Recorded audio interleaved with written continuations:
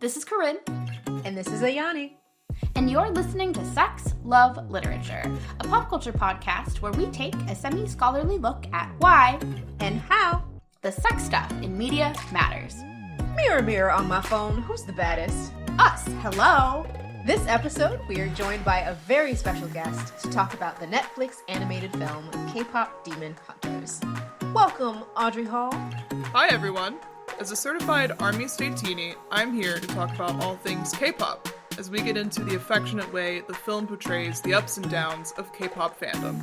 And yes, we will tell you what Army State teenie means.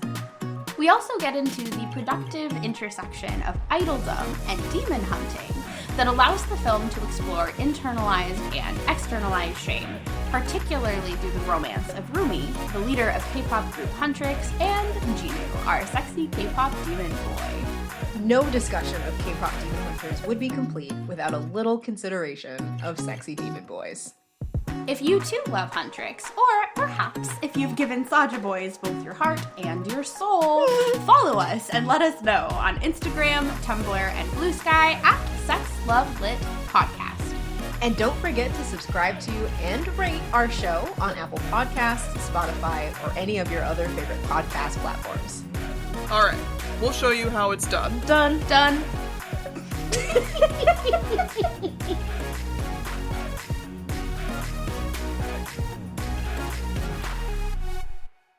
Hello, SLL listeners. Welcome back to another episode of Sex, Love, Literature. As always, we are very excited to have you with us this episode for another fun conversation of some kind of literature that exists in the world. I don't know. It's on the title of the episode. You know what you're getting into. And it was in the intro. And it was in the intro, right? I mean, maybe they fast forward past that. They're like, I don't need this. Fast forward to get right to the opening banter, which is truly the draw of this show, yeah, I'm sure. Sure. Corinne is unconvinced. So if you are listening to this episode when it is supposed to go live, we are currently at Romanticon in Connecticut, which is very exciting. This is our second in-person appearance of the year. Hey, see our faces. Romanticon is a romance author signing event in which there's going to be some panels on the first day. There's going to be a vendor's room. It's going to be a lot of fun. I went last year, and I believe some of you probably met me there, where I was giving out free stickers and doing all kinds of shilling about our podcast. And we'll be doing some of that again this year as well. However, one of the things that's super exciting is we're doing a panel session with some romance authors. So if you got tickets to that, we're excited to see you. And otherwise, we'll be kind of like roaming around doing some vox poppy kind of stuff, asking people questions like, why do you like romance literature? And things like that. So yeah. Hopefully we'll see some of you at Romanticon. If you are listening to this after seeing us at Romanticon, oh my God, thank you so much. Welcome to the Sex Love Lit fam. We're excited to have you. And yeah, I'm excited. Are you excited about anything in particular with Romanticon, Corinne? After your experience at Romance and CNY? Oh, I am excited about the vibe, I think. I think the vibe of romance readers is really just nice. It's a bunch of people who really love something and love sharing it and are excited to be there, and I just think it's a really nice space. Yeah, the vibes have been good every time I've gone to something like this. And speaking of people who love things, that's actually an excellent segue. We have a very special guest with us today. She is not only a published poet in a variety of magazines and journals. Yeah, I've been killing it lately with those publications. But is also one of our dear homies with one of the best group chat names in my phone, which is a series of emojis. We would like to introduce you to Audrey Hall. Audrey! Hello! Hi, everyone. Welcome to the show! Thank you. Long-time listener, long-time fan of shucks. the podcast and the hosts. Oh, jeez. Just butter us up. Well, yes. So, Audrey, I know I gave you a stellar introduction, but who are you? Why are you here on this show besides enjoying us? Yes, I'm here because I am a friend of the podcast, but I'm also here because I am a big fan of K-pop. I am a army stay teeny, maybe. All right, would you like to translate that? Yeah, which is shorthand for someone who's an army who loves BTS, a stay who stands Stray Kids, and an A-teeny who stands 80s. And so I feel I am a good authority on K-pop and boy groups. So I have to say, though, when you said it, my brain was like, what kind of mixed drink concoction is this? Because you ended in teeny, and I'm like, well, I guess it's served in a martini glass, I suppose. Yes. It'd be an amazing drink, for sure. Very sugary and alcoholic. I don't know why, but very sugary, pause, and alcoholic. Well, okay. Hopefully Corinne can speak to this, but the way I feel, like the high that I achieve when I leave a K-pop concert does kind of feel a little bit like a buzz. So that tracks. Yeah. Yeah. That's me justifying that. Okay. Yeah. So that actually, I mean, we are like killing it with the segues, which means we're killing it less when I call it out, but I'm sure our listeners will forgive me. Because some of this is just connections I'm making in my head that don't make sense to anybody else. But we can use that to slide right into What's Sparking Joy. Corinne, real quick for folks, what is What's Sparking Joy? What's Sparking Joy is when we talk about something that we are currently watching, reading, or listening to that's currently sparking joy for us. So, Ayani, you want to start us off? We normally save our guest for last, as like a treat. Oh yes, as a little present. Yeah, I can start us off with What's Sparking Joy. So, to be quick, I decided to watch this Italian show called The Law According to Lidia Poet, which is about the first Italian female lawyer in Italy. So it is a historical comedy drama thing. I started watching it because I was kind of in the mood for a procedural, but one that didn't involve cops. And there are cops in this one, but they're like 18th century cops. So it's a little bit different. And Italian, it sounds like. And in Italian, and Italian is not a language that I am listening to on a regular basis. So it's a lot of fun to just be hearing different vocal patterns and different ways of like moving through a language, but also they'll say a word that I know. And I'm like, oh, so you really use capiche like that. It's not just like a mob movie thing. Okay, cool. I think your New Jersey might be showing a little bit there. Maybe a little bit, you know? They'll just be like, ciao, prego, capiche. The only one I didn't hear was gabagool, which is very actually like the New Jersey area, and not real Italian. But anyhow, I really enjoy it. It's a lot of fun. Each episode is about 50 minutes. It's on Netflix. The one thing that I will say that I forgot, because I kind of like burned through season 1 when I was feeling a little under the weather and picked season 2 back up last week or the week before, and I forgot that Lidia Poet, the main character, she be getting fucked, and I recommended this to some people, and I was like, it's European, so there's nudity, so be aware, and they were like, yeah, you know, European television, they're like that, right? But then I came back from work and I watched an episode and Lydia got railed in this person's office. And I was like, oh no, I recommended this to people I work with. My coworkers. So I think doing this podcast, but also the research I do, sometimes I'm like, oh, fucking be happening on TV. It's fine. But then I have to remember that not everyone has the same threshold for those kinds of things. Anyhow, I'm warning all of you. It is great. I like watching it. Probably not a living room watch for most people. Me, sure, why not? I'll watch it on the couch in the living room. And, you know, we appreciate women getting orgasms on this show, or having them, rather. So, you know, the law according to Lidia Poet, if you feel like hearing some Italian and supporting Lydia in her escapades. I'm sold. Thank you for supporting me, Audrey. Corinne, what's currently sparking joy for you?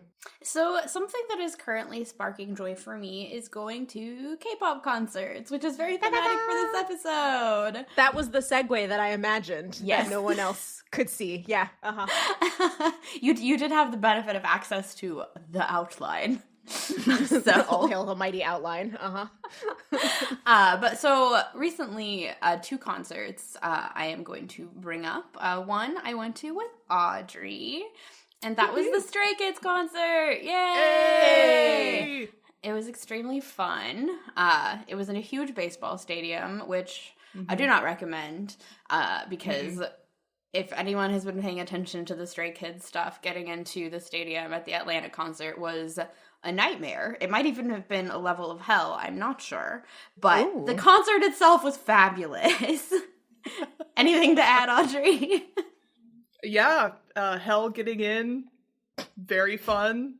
Yeah, it was great. I came in, this is my second Stray Kids concert, and so I knew what I was getting into. I knew there was going to be a lot of screaming and happiness and dancing. And I must say, Corinne and I were getting down.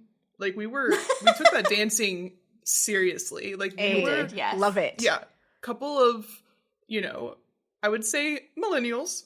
We're millennials, right? And we're surrounded by Gen Z who are standing so politely. I mean, about 2/3 of the way through the concert, they started dancing too, but Corinne and I were getting down, and we're surrounded by I was ready from the beginning. It's so funny because that's almost like very stereotypical millennial. We're like, oh, what? Time to throw my booty? Yes, I'm ready.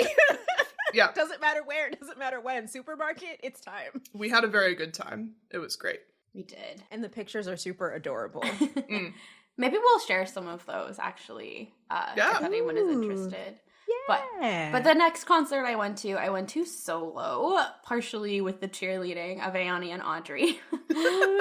Friendship! It was my first solo concert, and I went to see BB, who is another K-pop artist, and she was so good. It was in a much smaller venue. She was, like, super charming. Her singing was so good live. She was a great dancer.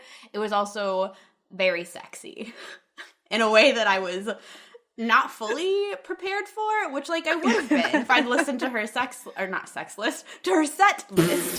Oh my. Okay, there was a bit that she did that was enabled by her fans, where she has a song about having a condom and a pack of cigarettes, like, ready to go, and a fan had ready for her a condom on which they had written, "I love BB," and she took it and was like, thanks, like, you gonna use this later?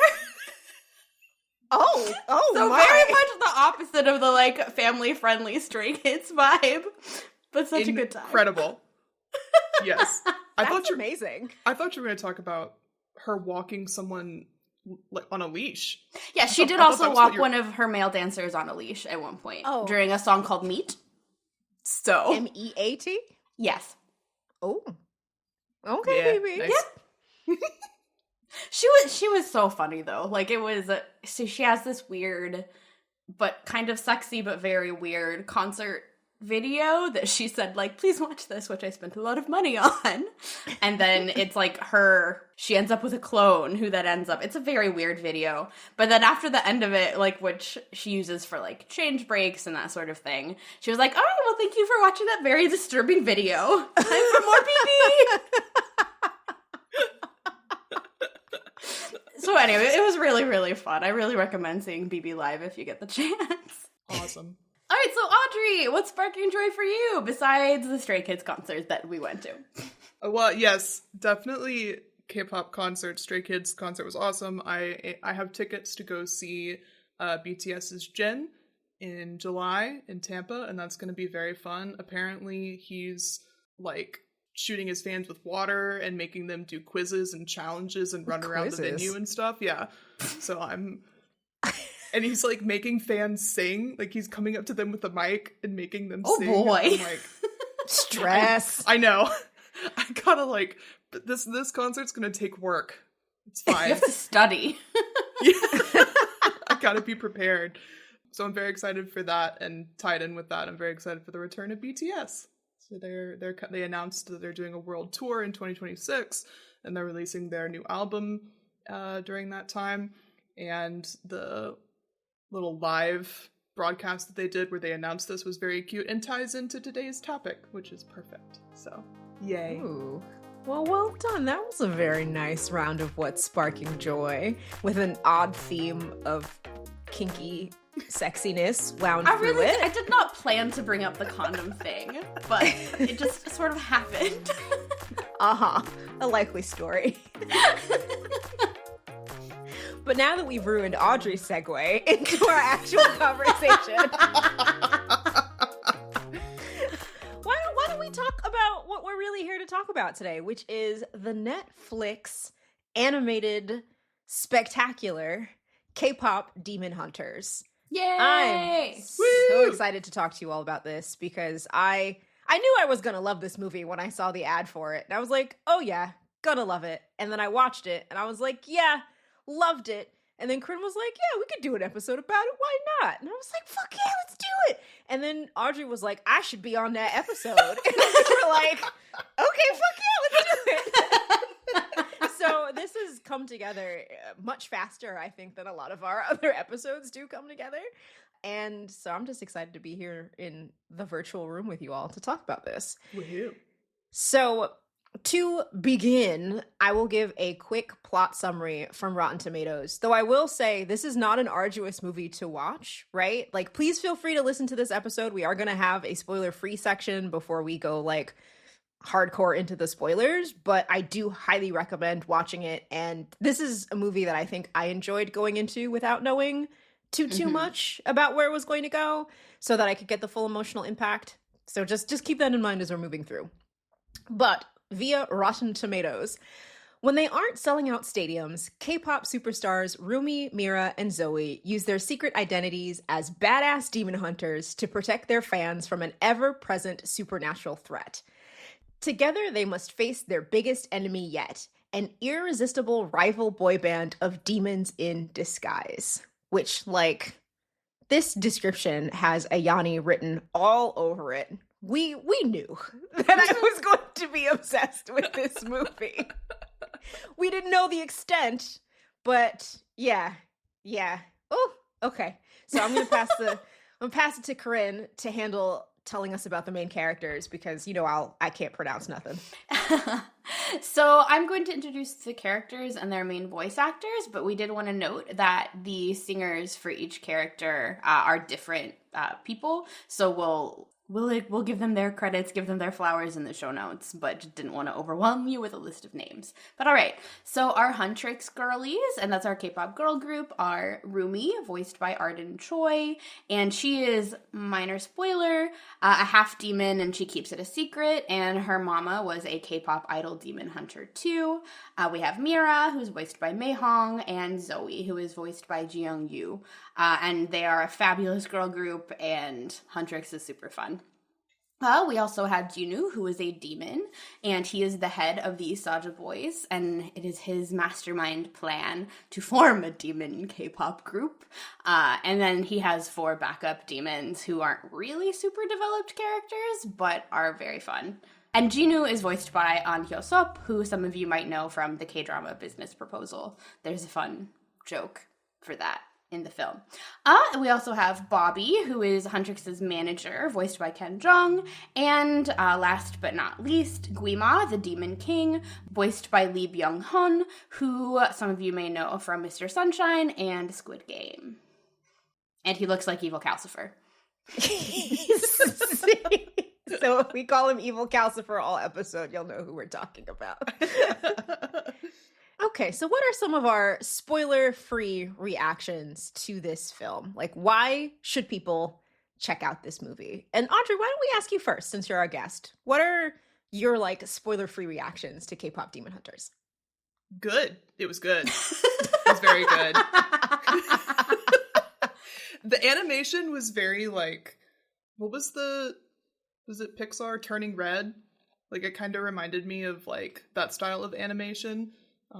It was beautiful, and it really felt like kind of a love letter to K-pop, which was really fun to see, like, someone take on that premise, like, with love and affection, and sometimes well-deserved gentle ribbing. But yeah, I really enjoyed that approach. Yeah, I agree a lot about the approach mattering, that these were the people who wrote it felt like really loved and appreciated K-pop and the K-pop scene. And also I think Korean culture and how they were figuring demons and that whole thing. Like it was very, very, I think, culturally specific, even though this is, to be clear, an American film with it has been, I think, dubbed into Korean, but the original is in English. And yeah, I think it makes a big difference that the people who wrote this also love K-pop, because it wasn't coming from a mean place. So like, for example, I think sometimes K-pop fans are looked down on because, particularly in the US, it's a lot of women, it's a lot of teenagers, and the things that teenage girls like and love are often not taken seriously. Like there was a review of the Stray Kids concert that our friend Sarah over at K-Drama This shared with some jerk whose name I will not mention, in part because I don't know it. But he had a very sort of negative review of Stray Kids that also came from a place of ignorance, of not understanding like what K-pop was, what it did, and then also I think his disdain for K-pop fans came through in that review. And this movie is very much the opposite of that.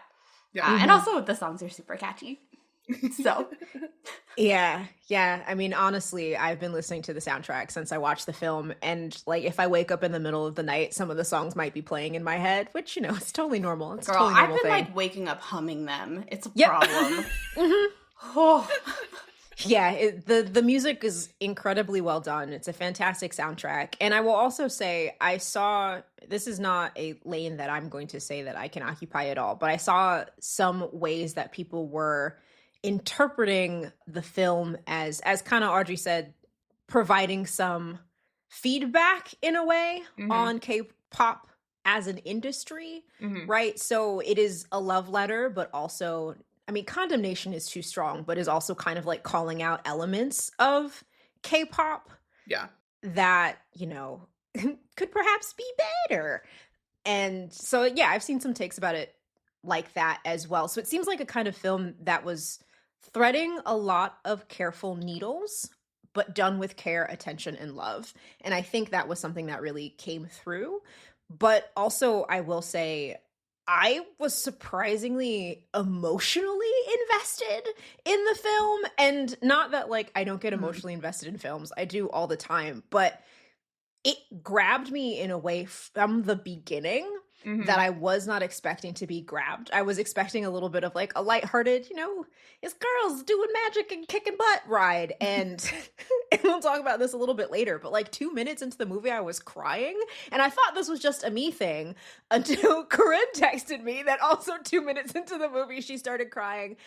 And I talked to my little sister-in-law yesterday, and she told me that her and her partner watched the film, and like within 2 to 3 minutes, there were wet eyes in the room. So like, it's not just me. And I think there's some really clever, for a movie in a lot of ways that's silly and fun, I think there's a lot of clever, interesting, emotional things that are happening that are going to make this movie stay with me for longer than I expected to. Like, I thought I was just going to be like, oh, this is fun, yay. And now I'm like, oh, is this part of my personality now? Oh, no. So, but since we talked about the music, we have to share what is everyone's favorite song from the soundtrack, because that's kind of, oh, well, is this spoiler free? We got to be careful what the song, like how much we give about the songs in a spoiler-free section. I think this is a transition into mild spoilers, but then we'll have a hard transition into hard spoilers after our favorite songs. Okay. So, Corinne, what is your favorite song from the soundtrack? So my favorite song is Take Down, which is performed by Huntr. Sort of. The sort of is a mild spoiler. But I love girl groups. I love girl groups being badass, and the lyrics are so funny. And I love the line, like I'm a gear up to take you down. Like, solid. But also a small shout out to How It's Done, which is totally a send up to Blackpink. Because I love the line, fit check for my napalm era, because that's insane. That is a wild lyric. and I wild. love it. Is it hair, nails, sword, mascara? Like, it's all kind of crazy. Fit check for my napalm era. All right. Okay, I'm no more of that. Your turn, Aeon. No, there will be more of that. I'm not going to be able to help myself. So my favorite song from the soundtrack is Your Idol, because, mild spoiler, hot demon men singing a song in which they talk about being your sanctuary, and there's some getting down on your knees involved. Like, obviously, this is going to be my favorite song. Like, no one is surprised. Like, if it's not clear, I'm going to be team demon simp this entire episode. I'm representing for the demon simps in the audience. You should also listen to our episode on demon lovers, which I think connects well to this topic. So yeah, Your Idol is fantastic. I was listening to it a lot, but I do want to give Free a very close second, because the harmonies in that song are beautiful, and it's the kind of song that makes me feel like I'm flying. So it's the kind of song that I like to listen to over and over again, that makes me feel good about like life and existence, when it might be hard to be feeling good about life and existence. Fair. So yeah, so those are my two. What about you, Audrey? My favorite was also Your Idol, because You're a woman of taste. That's why. Yes, thank you. Look, I am the girl group girly on this call, apparently. yeah, I am the boy group girly here, and speaking from sort of my experience, I really liked Your Idol. I mean, it was just a great song overall, but I liked that I could read into it, and I've seen this online as well, a reference to BTS's Pied Piper, which is a song about their fans maybe loving them too much. And so like there's like a dance between the BTS being the Pied Piper and BTS also warning their fans not to like give in. And it's a really interesting duality, and I could definitely see that in Your Idol, and I thought that was really cool. And also hot. It was really hot. There, and we could come back to this later, but there are some moments in the animation where I was like, oh, y'all did this on purpose. Okay, so okay. I do want to say this is like very clearly not done by Disney, because there are definitely moments and references that are edgier and spicier than I think Disney makes room for. This is a Sony production, right? Yeah, it's a Ayani? Sony animation production, which is very interesting, because I was talking to Andrew about this. Shout out to Andrew, who is my spouse. I always say spouse of the show, but I guess I should say my spouse. That's more clear. And we were talking a bit about Sony animation, because we're nerds and this is what we do at home. And what he was saying is that it is very interesting, because in a sense, it feels like Sony animation is leaning into their own style of animation storytelling, because of course we have Spider-Verse, right? Which the animation from KPop Demon Hunters, I think a lot of animators and illustrators from Spider-Verse worked on KPop Demon Hunters as well, and you can see some of that lineage there. But also they have the Mitchells versus the Machines, which came out I think in maybe 2021, which was really good if folks haven't seen it. It made some surprising turns that you wouldn't expect from like a Disney animation, right? And now they have KPop Demon Hunters. So they have these kind of really fun, stylized, animated stories that are heartfelt, make me cry, and are kind of like pushing on the established expectations of what animation is, and I'm putting quotes around this, is supposed to do in kind of like the vein of a Disney and a Pixar, right? But are still picking up on what I like to jokingly call like millennial trauma points, right? Once millennials start making movies, it's not so much, one day my prince will come. It's like, wow, one day my parents will accept me. Oh boy. I mean, Encanto, Turning Red, like a lot of these are like, wow, you guys are really fucked up to our family, huh? But we're kind of curious to see like what Sony Animation decides to do next, especially because KPop Demon Hunters has been such a smash success already. And because, I mean, we all know that the last Spider-Verse film is coming out in 2027. So, you know, I only have so much longer to wait. So anyhow, Sony Animation is an interesting, I think, studio to watch, especially since, you know, the last Pixar film, Elio, did not do very well in the box office. So interesting time for animation. I will get off my cartoon soapbox, though. I think that's maybe a good moment, actually, now that we've sort of talked about the context for production, our favorite songs, animation, to switch into our spoilery reactions and analysis. Ho, ho, ho, ho. Let's do it. So, part of the reason that we brought you on the show, Audrey, besides thinking you're a lot of fun, is and because you wanted to be here. Oh, well, yeah. I asked. I did not demand. I asked enthusiastically. Was there In there all a question caps. mark? It was, I don't know. I think that was a statement. I think it was, I should be on this episode. Oh, did it? Oh, did I? I thought it was, should I be?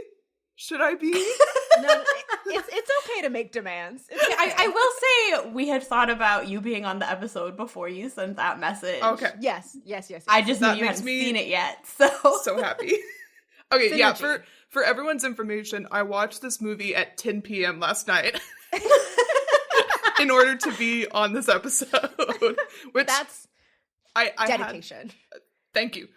I did want to watch it anyway because I'd heard so many good things about it, and I was curious what was being said about K-pop fandom at large right now in this moment. So I was already really curious about it. But yeah, I did watch it last night in order to make this happen.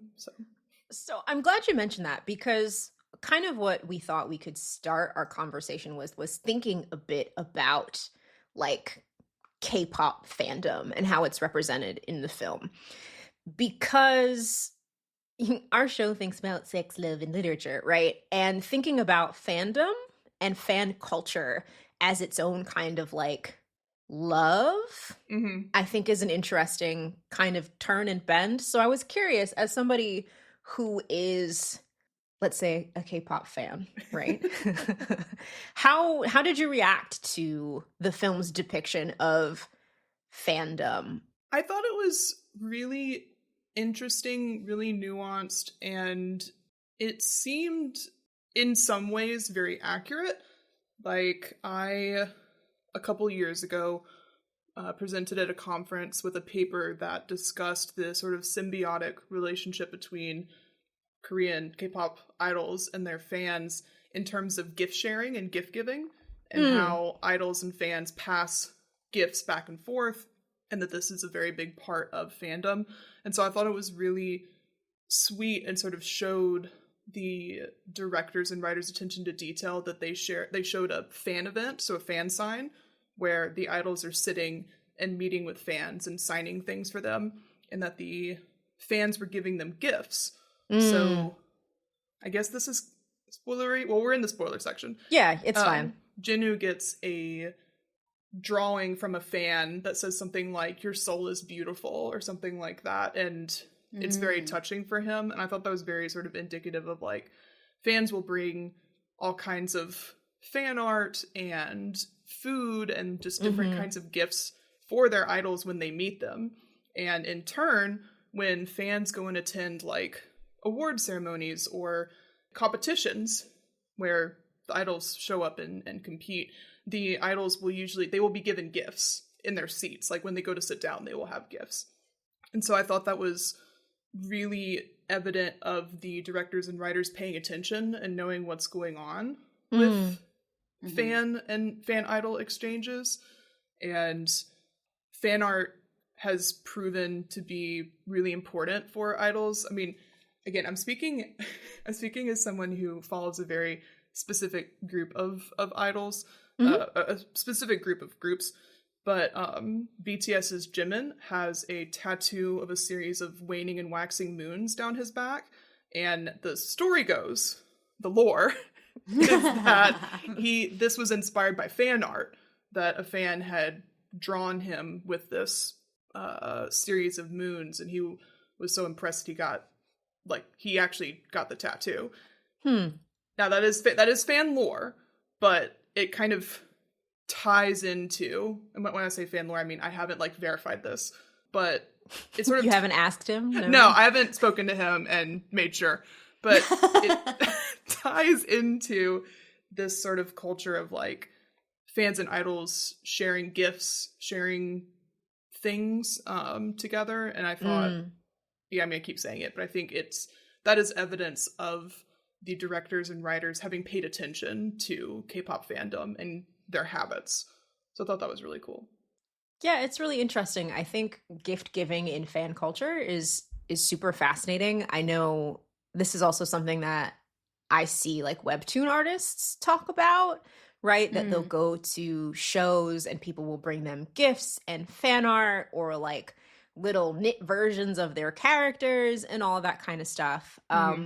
So this question of gift giving and fandom, I think, is an interesting and broad one, right? That, of course, we're not going to like unpack on this show, but I think is kind of interesting to kind of bring up here in the context of this film. Yeah, and I'll also say, I mean, there's so much I could talk about. There's so much. I mean, the different songs I thought were very evident of like, because they chose like, you know, Soda Pop is a very like peppy, you know, it's a song that relies on a food group, which is very common. Very common.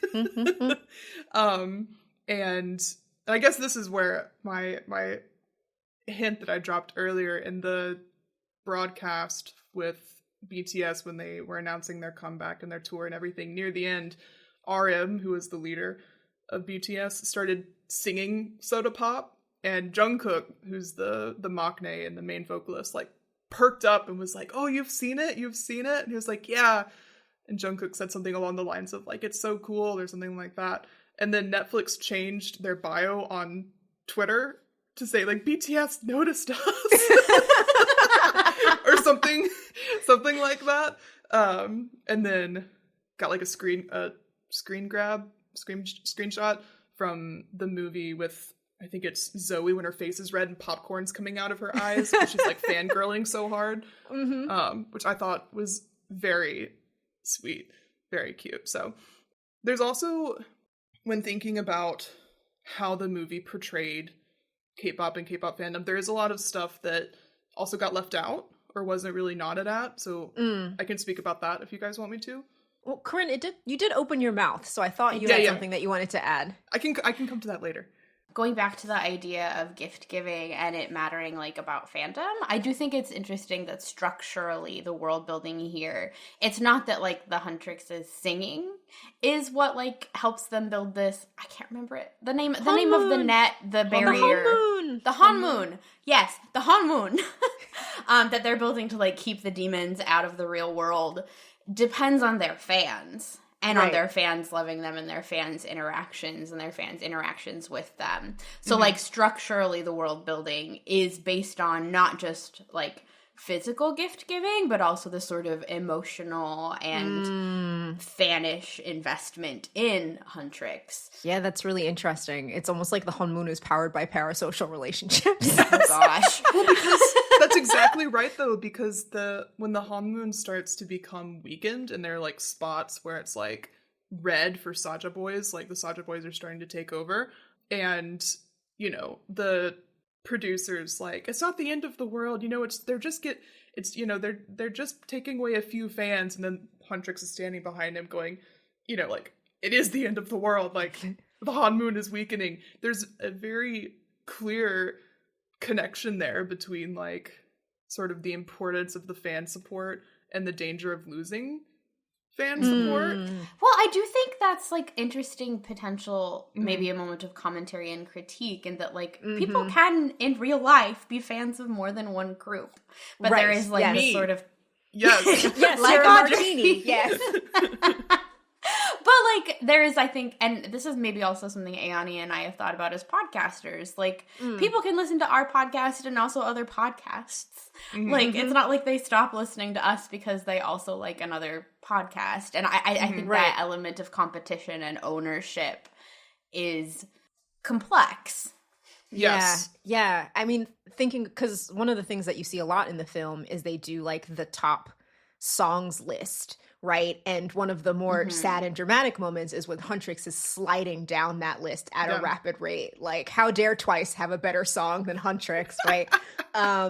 But it made me, I mean, Corinne, you just bringing up podcasting, right? It makes me think about like podcast rankings and all that kind of stuff, and how like there's almost a difference between the love of your fans Mm-hmm. and the ranking of something, even though those two things are often tied together, right? Like, we're not as big as, like, I don't know, the TED Radio Hour. I'm such a nerd for picking that one, but forgive me, okay? It was just on the top of my head. But that doesn't mean that our fans don't appreciate us just as much Mm-hmm. as they appreciate other shows, but, like, we're not going to be number one on the RTune Global charts, you know?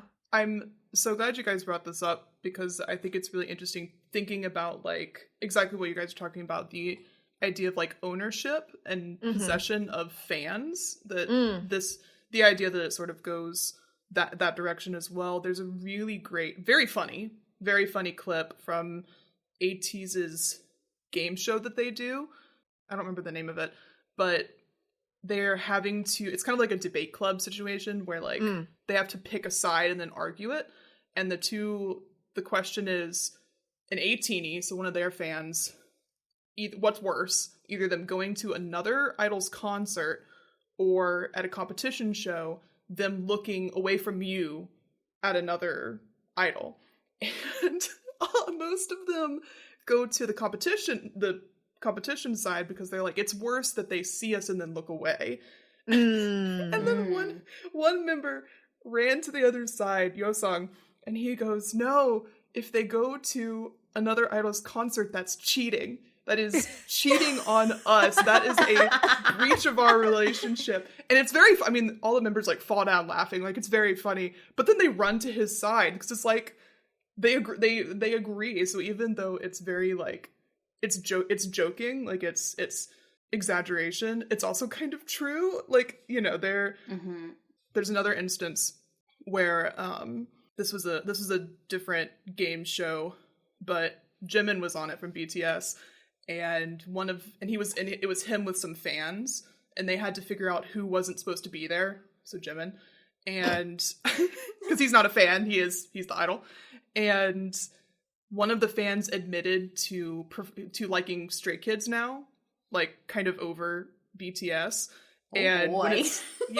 And when he was revealed, he turns to her and goes, like, he says something like, where have you gone? Wait, you have to come back. We have to get you back. He's, like, looking at the other fans, like, we have to get her back.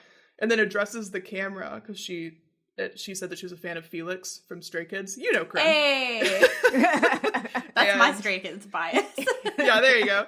And Jimin addresses the camera and says, Yongbok, which is Felix's Korean name, something about, like, I'm not taking her permanently, but I am going to take her back. I hope that's okay with you, like, essentially.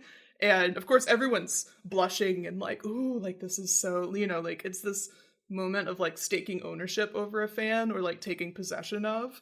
And it's very, you know, those two clips went crazy viral when they drop. So that's definitely something that idols do play up, to the delight of their fans, of course. I feel like we could keep talking about this forever, because of course my brain is going, like, oh yeah, and that's when things get weird, when an idol is like, actually, I've fallen in love, and everyone's, how dare you have a life and fall in love. Yep. However, we do have a little bit of love that is actually taking place in, I was gonna say Stray Kids KPop Demon Hunters, which is not. I'm mentioning too many groups. It's too many names now. Also, the other problem is that there's a big anime called Demon Slayers, and so it is taking everything in me not to say K-pop Demon Slayers, which is also wrong. So there is a romance plot in K-pop Demon Hunters that I think it is important for us to think about a little bit here, in part because one of, or I guess I should say the male lead, would that be fair to say? Yeah, I think we can call Jinu the male lead. Is our demon guy, is Jinu, who is a complex and interesting character, I think. Yes.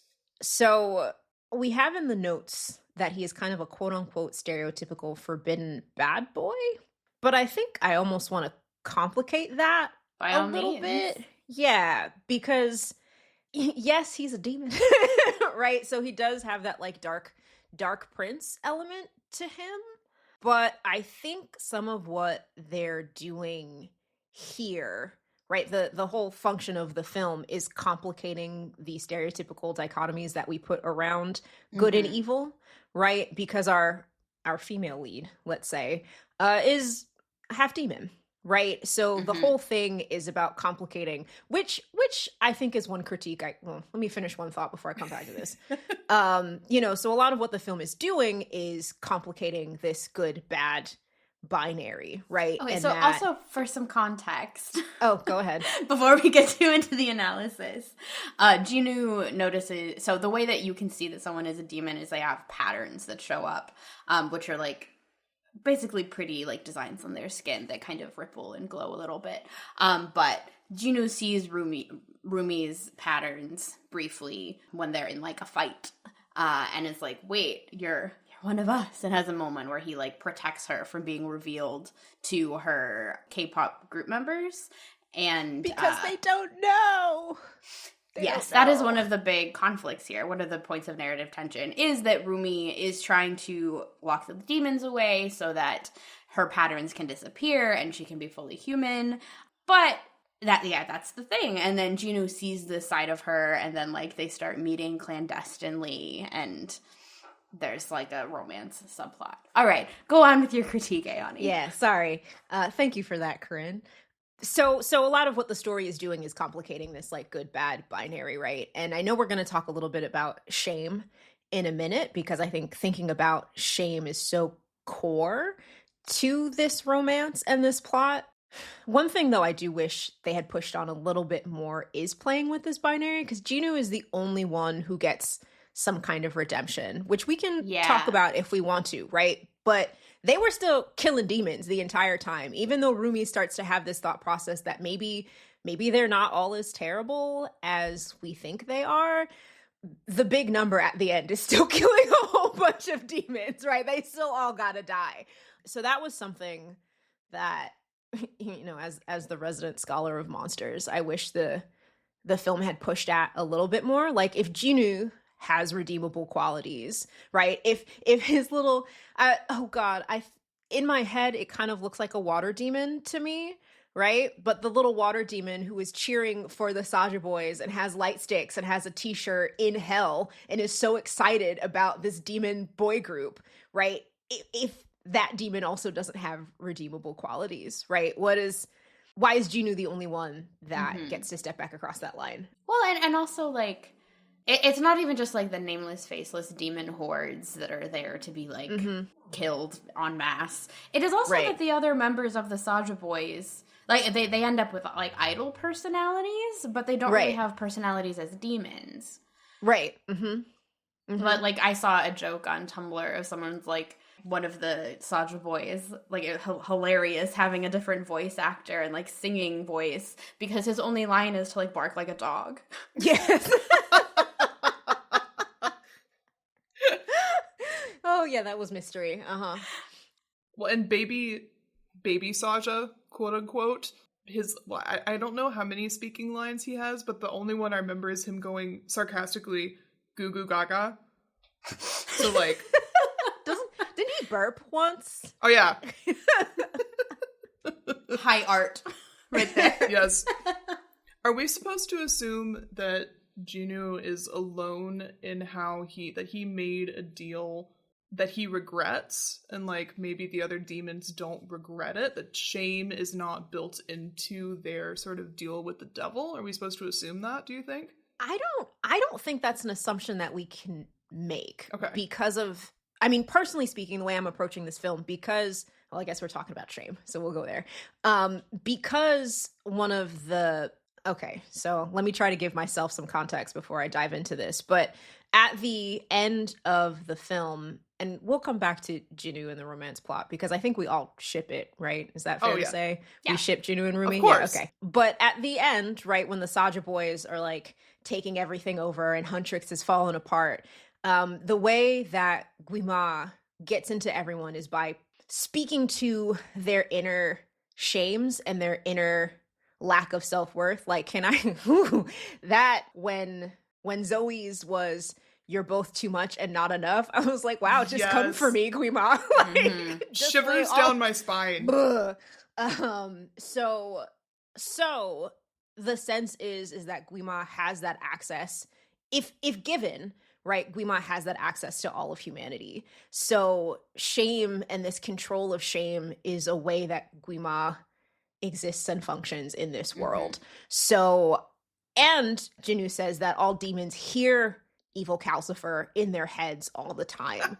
So I guess the way I'm thinking about it is like, okay, maybe, and this is me being someone who has watched a lot of anime rather than Korean content, but like when I think of the like kappa, like water demons, right?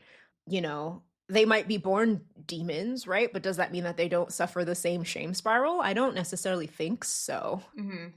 You know, I do wonder. Okay, I'm gonna push back just a little bit. Yeah, and go say ahead. That you're maybe. I don't think the film closes that off, but I also don't think it does enough for that kind of reading. Like, that is maybe also a potential critique in that, like, we really only get Jinu's regret for his past action. And, like, especially the non-human-ish demons, like, they just, like, be out here watering plants with coffee. Like, that's their personality. Yeah, I guess the fact that they are all just a horde is kind of the issue, right? Well, it's if they made another film, I think they left room to expand, but I just don't think that we can give them the credit for doing that work here.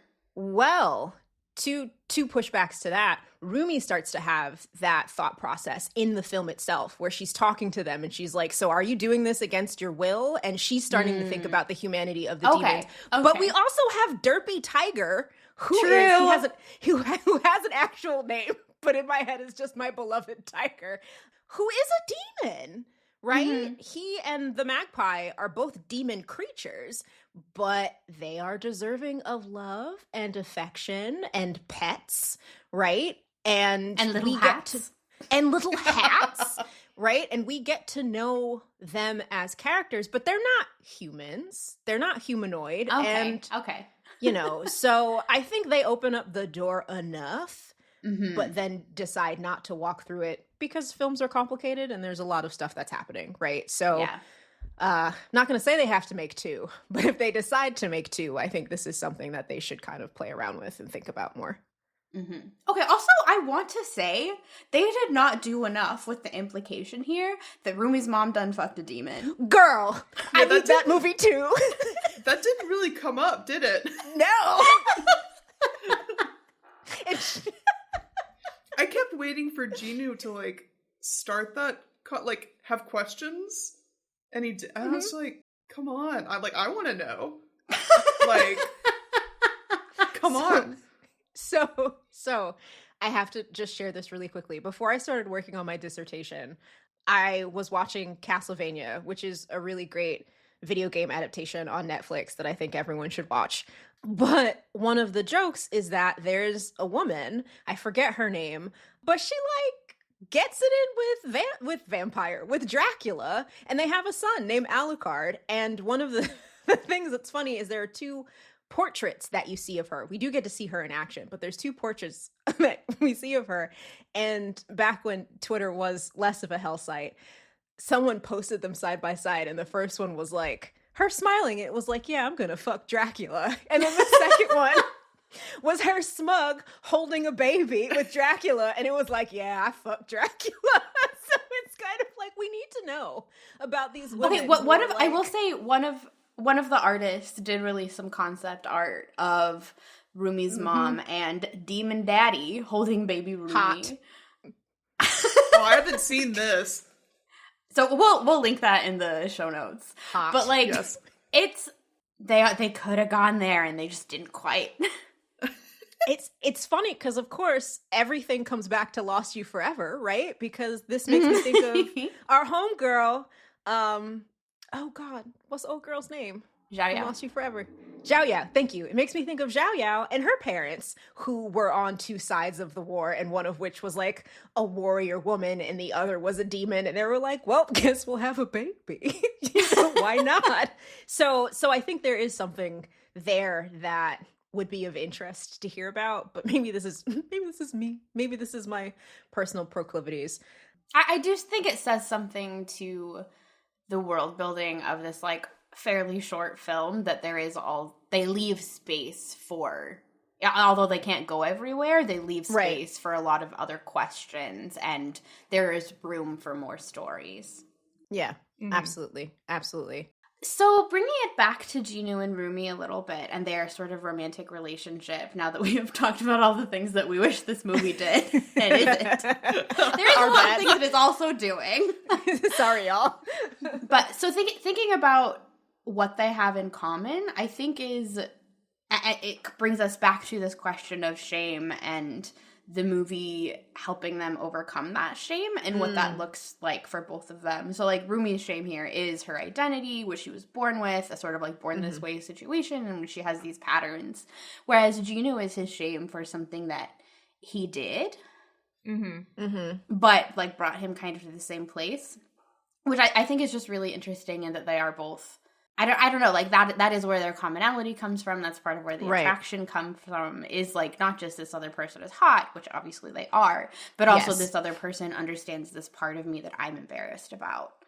I don't know. What do y'all think?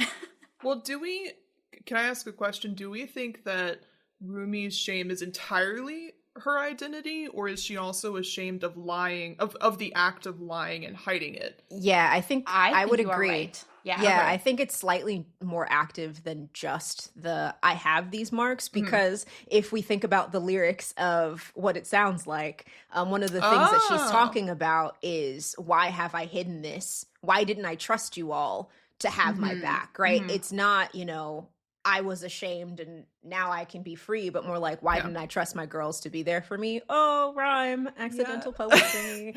Yeah, I want to say the part that, and again, spoilers, the part where her patterns are revealed to her bandmates, her group mates, and they retreat from her and then, like, it turns into a confrontation. The really heartbreaking part is the fact that they bring up her lying.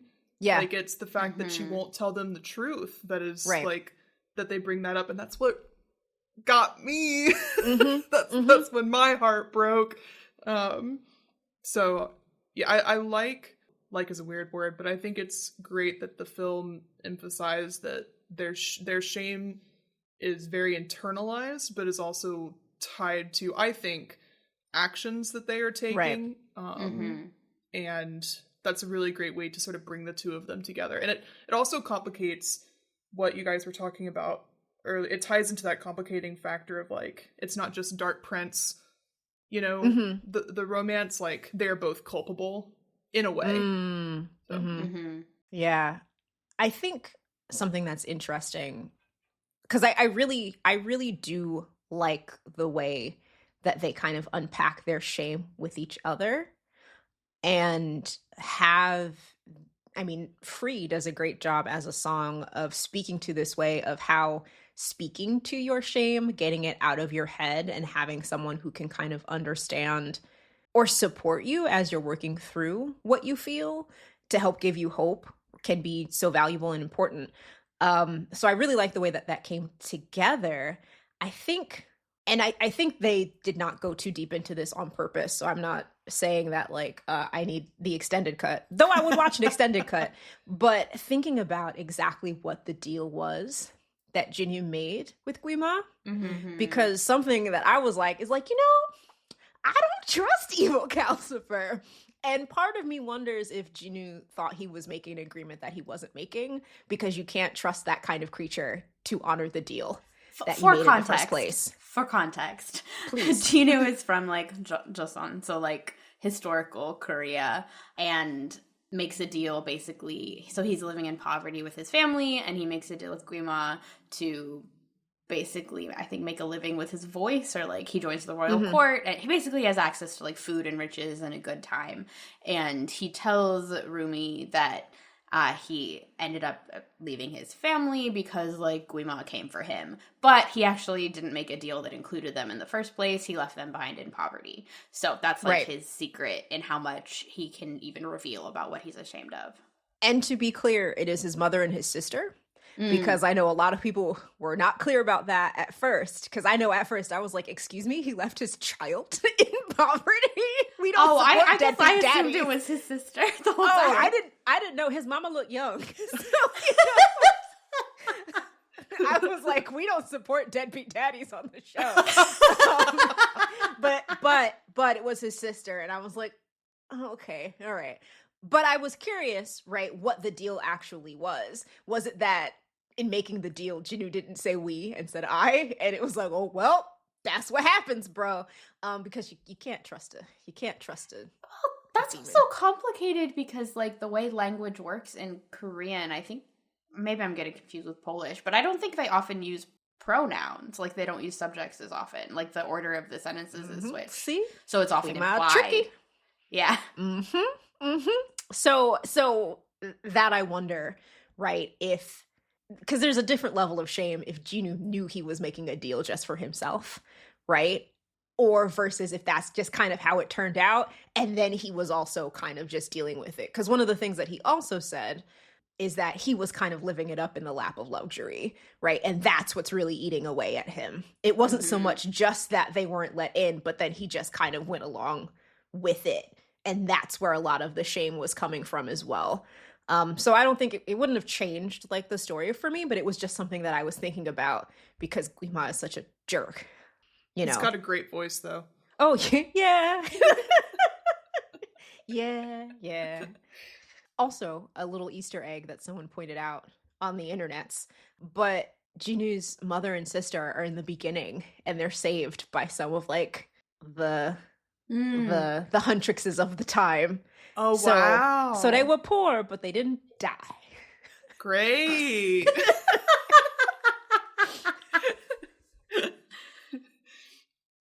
Wow.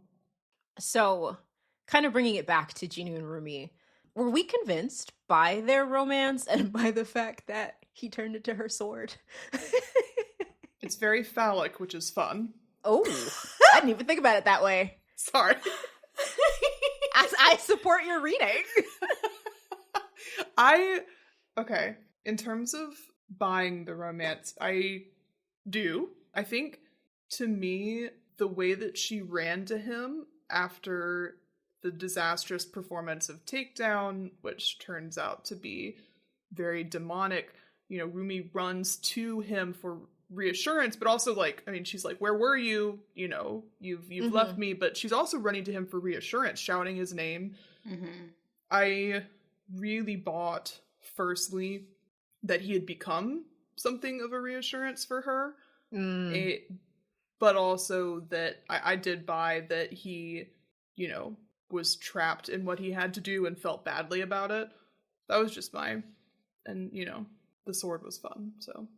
I think it is interesting that, like, and this is maybe another point at which this film diverges from, like, the Disney path, is that they don't really get, I mean, he's not, again, this is a place where they leave it a little bit open, because, like, his soul didn't, like, dissolve, he didn't get, like, stuck back in the demon realm, but, like, he's also not, they don't get, like, an HEA, they don't get a happily ever after. He, like, effectively, like, sacrifices himself for her, or to protect her from Guima, and also, I think, to protect, like, the people, to protect the fans, to protect the crowd.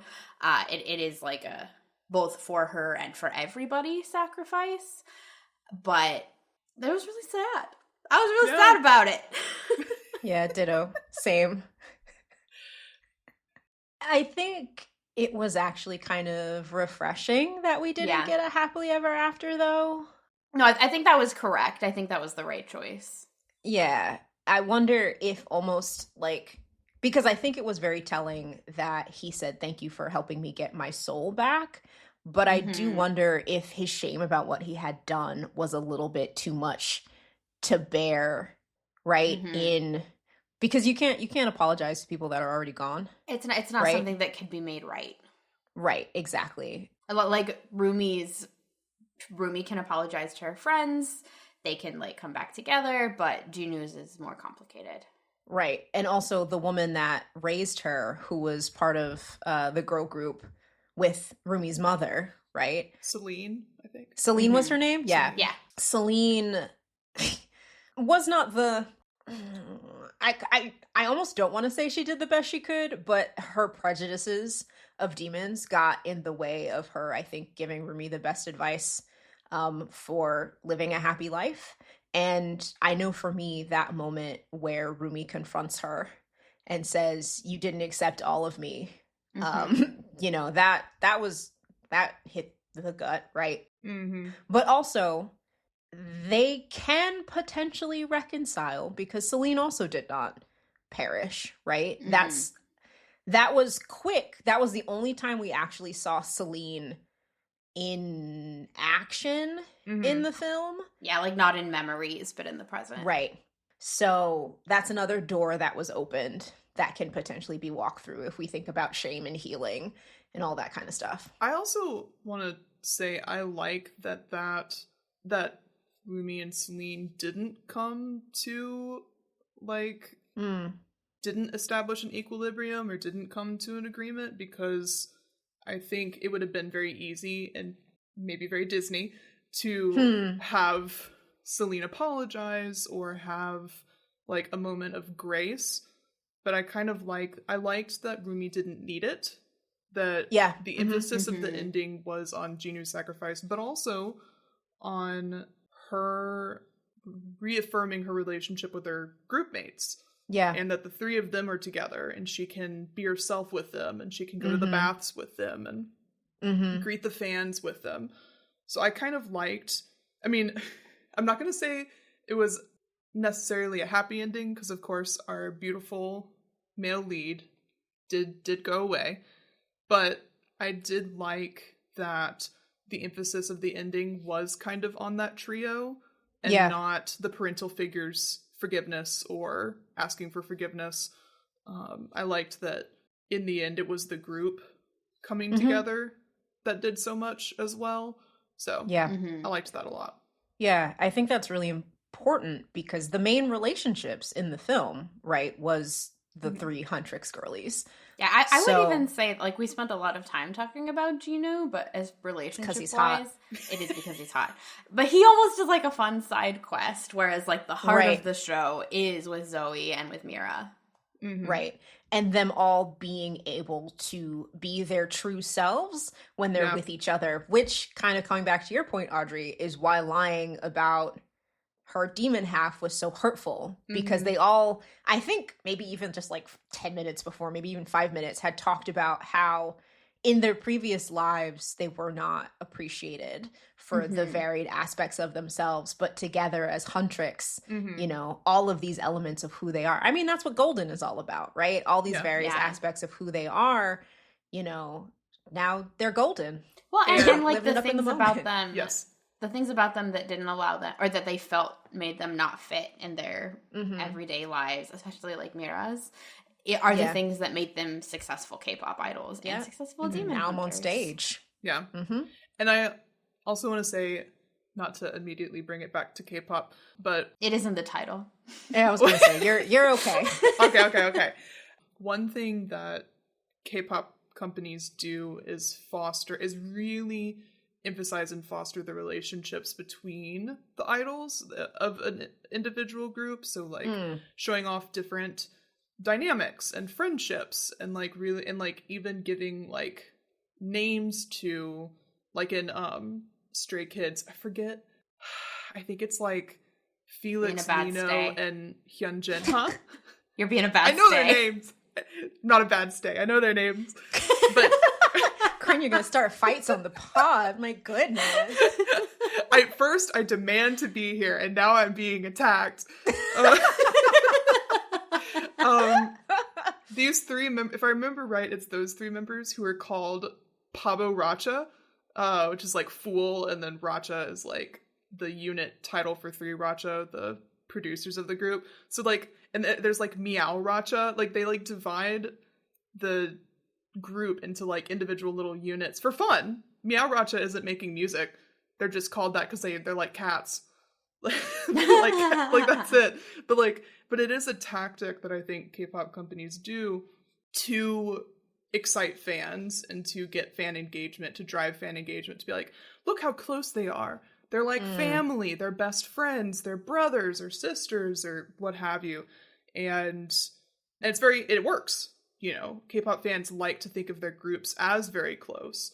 And I think that having the movie not have Mira and Zoe be like background characters, and by focusing on them instead of just focusing on Rumi and Jinu, I think was a really cool. Well, it was a good move, I think, in terms of like emulating K-pop's like tendencies in terms of like how they treat their groups. Like making the group important is very K-pop of the movie.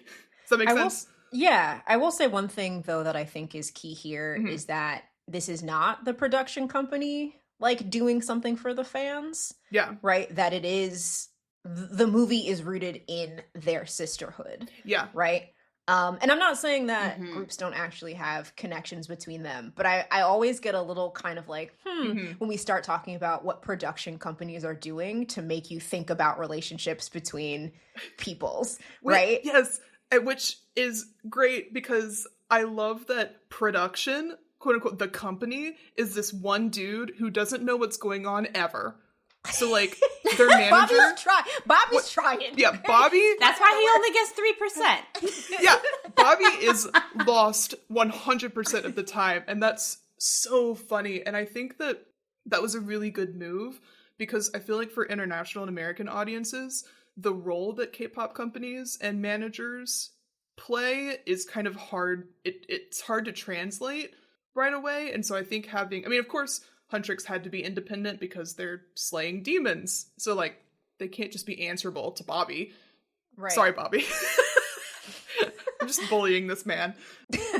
But I think that was a good move, that they're, like, emulating a lot of what's going on with K-pop with their groups, but minimizing the production of it as much as possible, because those elements don't always translate to other markets. I mean, I hear you, but I will say I do not think American audiences are unfamiliar with the thought of an overbearing manager or the workings of production companies. I mean, I was just watching a very long video, I haven't finished it yet, but about Beyonce, right? And how Beyonce, as we know her, started to skyrocket once she removed herself from the production companies and from the managers that were trying to control her image in a very particular kind of way. So I don't think that is a foreign idea to American audiences, but I do think because of a lot of the things that we've seen in American context, like with what's happening with Kesha, with Taylor Swift having to re-release her albums, right? There is already and feel free to disagree with me here, listeners, or y'all too, but I feel like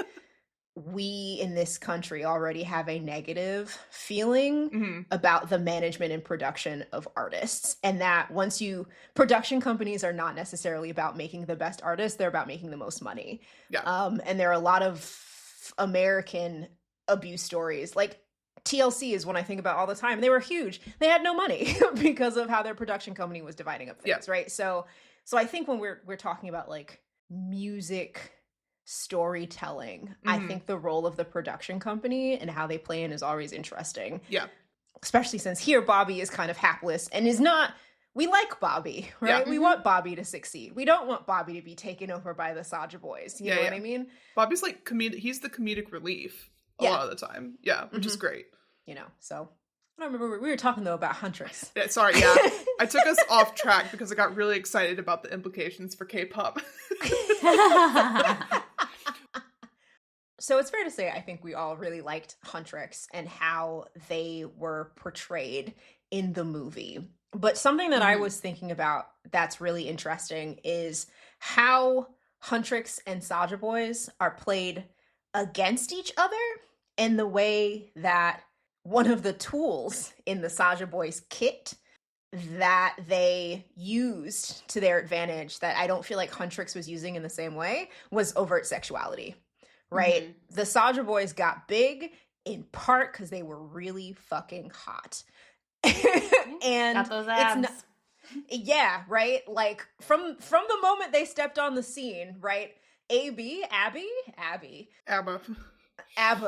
we knew that he had washboard abs enough to pop popcorn from your eyeballs, right? I would have been right there with Zoe. I'd have been like, wow, look at that. Amazing. Okay, can I say, I also had like an equivalent moment when I saw Bangchan's abs at the Stray Kids concert. Audrey can attest, like, he was wearing like a jacket that was like open, and I was like, oh. See? So it's like truth in television, right? Is that there is there is this use of male physicality and male sexuality to sell the Saja boys as a group. Like, they're literally throwing hearts that then have impact. Like, it wasn't like they exploded into a bunch of pieces, right? You got knocked you out. In the face, you fell over. That was it, right? But what I think is interesting, right? It's not that, again, Huntrix was gorgeous, but they were not using sexuality in the same way at all, which can come from or mean a lot of different things, right? It could be we don't want to over-sexualize our female main characters here. That's not what they're about, right? It could be we're making commentary about how sex sells in a certain way with male K-pop groups, right? But something that I also thought was super interesting is the soda pop performance was cute and flirty, and like Abby's shirt popped open and it's like, oh, look at his abs. But your idol was a very suggestive performance in a way that kind of like turned it up to 11 when they were in their demon forms. And A, that was fun, but B, I just thought it was an interesting maneuver that now the Saja boys are showing their true colors, right? Now they're gonna, they've already got your hearts and now they're coming for your soul, right? But how do they do that? Through an increased amount of sensuality and suggestiveness. And I'm torn about how I feel about it, because as somebody who is like the fantasy of the demon, right? The fantasy of that particular kind of lover is alluring and interesting, right? When Jinu looks up, he smiles with those little fangs. I'm like, okay, I see what you're doing here, talking about getting under my skin. All right, buddy. But it is so then closely associated with evil and with giving yourself or giving your soul over to Guima. And I'm not sure how I feel about that. I will say that I think the escalation from soda pop, cute, peppy, food, like like the escalation from there to dark, vampiric, sexy is, I think, not standard's not the right word, but I think that's not uncommon with boy groups to like start with like a cute concept or like a schoolboy concept, or like, to start with something peppy like that and then sort of escalate to like darker and sexier as they get, older and more mature and their fan bases mature with them. So I think that was that escalation made sense to me to as a storytelling, from a storytelling perspective, but also from the perspective of a K-pop fan. What I thought was really interesting about the Your Idol performance is that, and correct me if I'm wrong, they're like more covered up, all of them. So they're all wearing like hanbok and like they're dressed like Korean Grim Reapers is what I've sort of, in my research, I've seen that's they're sort of dressed in like flowing long, clothing, dark clothing. They're all very covered up, and yet it's very sexual. Yeah, I think I saw some concept art in which they were showing a little bit more skin. We were robbed. We will also share that in the show notes. But like that is then an intentional thing that they did, is that they were sexy, but it wasn't because they were like flashing them abs in that situation. It ties even more into like the like forbidden, because idols are already technically hands off, and the fantasy is that a fan might then get to touch, but they are hands off. And so like the idea that you can sort of breach that boundary, breach that barrier, is what is exciting and alert. It's a fantasy, right? That's the fantasy. And so they're definitely playing into that by covering up so much, but that only increases the sex appeal because it only increases the like forbidden element. Does that make sense? Because also, like, we're talking about Huntrix not relying on sex appeal in the same way. Like, Rumi's navel is out for like a lot of the movie. Like, but we're not interpreting that in the same way that we're interpreting all the boys completely covered up, flowing long cloaks. Though I will say, for me, part of that is the communication through body movement. Yeah. Right? Huntrix is very much, and you all correct me if you disagree here, but like their choreo is very like, it's tight, it comes together, it's cute, right? it's challenging, but it's not like slinky.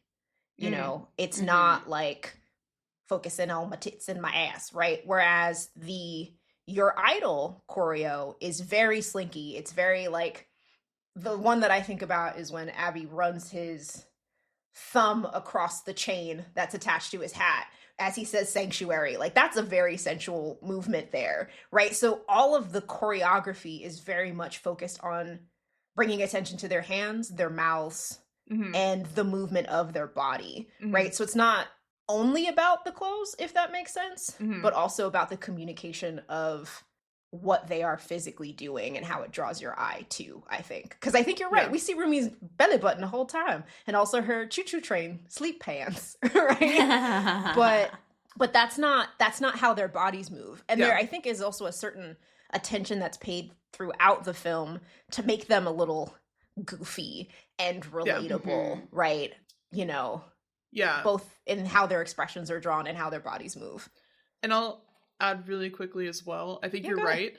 right to bring up Huntrix's dance style, because Huntrix is very shape focused. They're focused on the three of them building out shapes together and separately. Mhm. So like the angles of their arms and what their hands are doing and like their bodies, like they are making shapes. And that's very common with, I think, in my experience, girl group dancing.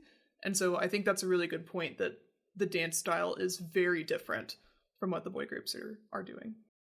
Well, very important question then to round out this conversation. If you had to pick a Huntrix bias and a Saja Boys bias, who is it? Who is it? Baby Saja, immediately.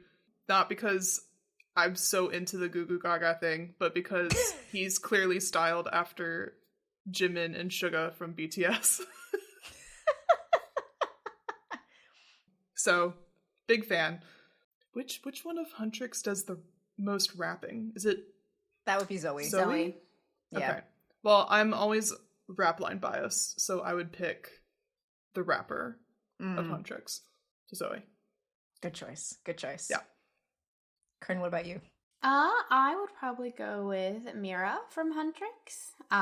Just because I don't generally go for like the leader or like the lead vocalist, and I also am not a rap girl, so it would probably end up being Mira. And she's also like, I think, the most overtly like sarcastic and sassy, and I think that would come across in her fan interviews. And probably Jinu for the Saja Boys, because he's the only one I really remember clearly, so that would be it. Which is so funny, because I remember Baby Saja, like, I saw him and I was like, Jimin. Immediately. I see you. Audrey was like, I know what I like. Jimin and Suga.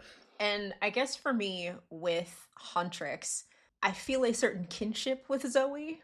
So I don't think I would say she's my bias. She's just my fellow. Your kindred spirit. My associate. My associate, my kindred spirit.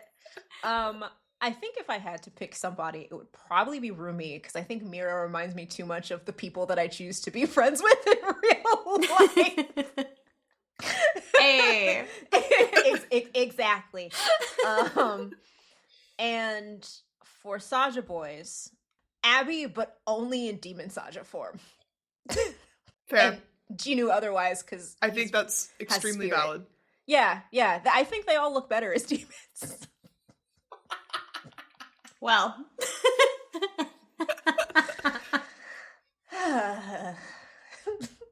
And with that, I think this has been a rousing and very interesting conversation of K-pop Demon Hunters, which, honestly, if you have not been convinced to watch this movie and made it all the way through this podcast, what are you doing? Either you've watched it already and you're here with us, or you need to turn this off right now and go watch this film. Yeah, you almost could have watched the whole movie in the time it took to listen to the podcast. Oh, that's very true.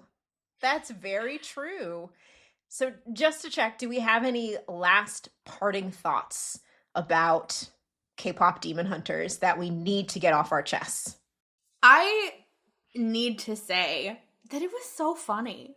Like, they had a lot of very really funny. good jokes. Like, my favorite is that it is when Rumi asks Jinu why the little demon bird is wearing a tiny hat, and he says, fully straight-faced, I made it for the tiger, but the bird keeps stealing it. Very funny. Very funny. Like, every aspect of that joke is funny. Like, he made a very tiny hat for a tiger. And also the bird is stealing it. Like, all of that is funny. That movie does a great job with the joke setup, too, because when Derpy and Sussy, I think the bird is named, like, Sussy for sus, or something like that. When the tiger and the magpie are introduced, there's the thing with the tiger keeps knocking over the pot, and it's very funny. It's very funny. Baby. But it returns, because later, when Rumi's in her bedroom or whatever, and she's trying to get the tiger to go away so her bandmates can come in and they can talk, and she knocks over a basket or something, and the tiger, like, pops back up, because he needs to, like, fix it's so funny. I don't have thumbs, but I must fix. Yeah, it's great. Another good funny bit is the quack doctor, voiced by Daniel Day Kim. So random. That they take Rumi to go see, and that whole bit is hilarious. Yeah. But also, the fact that the drink that he gives her is just grape juice. Yeah. With a label over it. Like, the gift that keeps on giving. Yeah. The movie is hilarious. Yeah, absolutely. Good point, Corinne. I'm glad you mentioned that. You're welcome. We talked a lot about shame. We really needed to end it on, like... on giggles, I think. Yeah, the shame of knocking down flower pots. God, I love that tiger so much. Mm-hmm. Perfect angel. But yeah, you can watch K-Pop Demon Hunters on Netflix. You should, if you haven't. Audrey, thank you so much for, like, joining us for this conversation. This was so much fun. So much fun. I'm so glad you came on the show. You're welcome, and thank you for not resisting when I barged my way in. Thank you for framing it as a favor that you were doing to me. That was a favor you were doing for us. Yes. Oh, what did I say? I don't even know. So as you listeners can tell, Audrey is absolutely hilarious. Audrey, is there anywhere on the internet that you'd want the people to be able to find you?